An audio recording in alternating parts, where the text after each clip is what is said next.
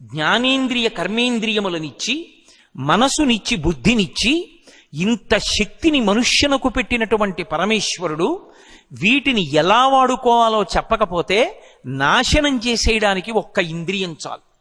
ఒక్క కన్ను బాగా పనిచేసినందుకు ఒక జాతి నశించిపోతోంది.